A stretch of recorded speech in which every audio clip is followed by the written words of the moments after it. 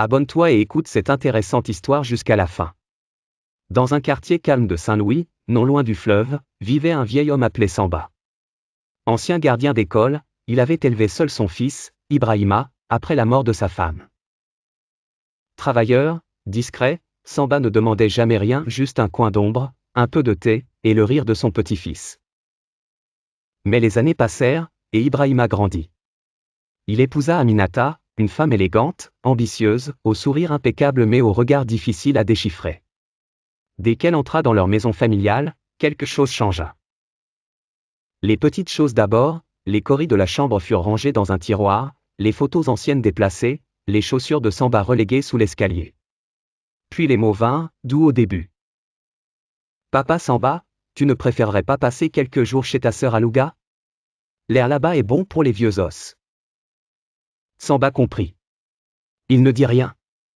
Une nuit, il prépara son sac, 2 boubous, son vieux Coran, un chapelet, et la photo de son fils bébé. Il partit sans un mot.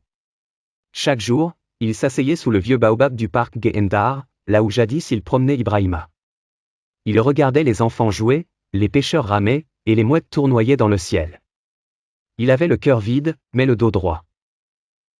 Un jour, alors que le vent du fleuve soulevait la poussière, une voix douce l'appela, « Samba ? Samba Ndao ?» Il leva les yeux. Une femme en pagne indigo, avec un panier de beignets et un regard comme l'eau claire. « C'est moi, YY Fatou, » dit-elle en souriant. « Tu m'as oublié ?» C'était elle. Son amour d'autrefois, perdu au détour d'un mariage arrangé, puis d'un exil familial.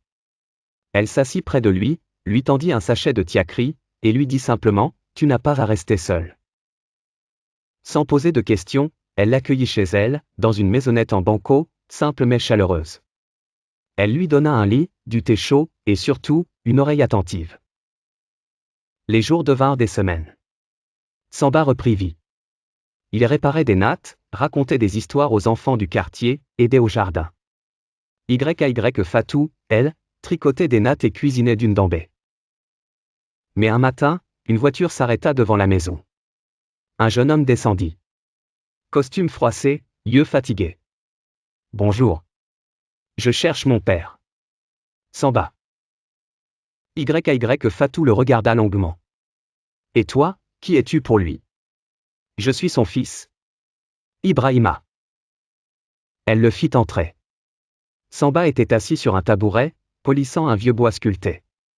Quand il vit son fils, son cœur eut un sursaut, mais son visage resta calme. « Abonne-toi. »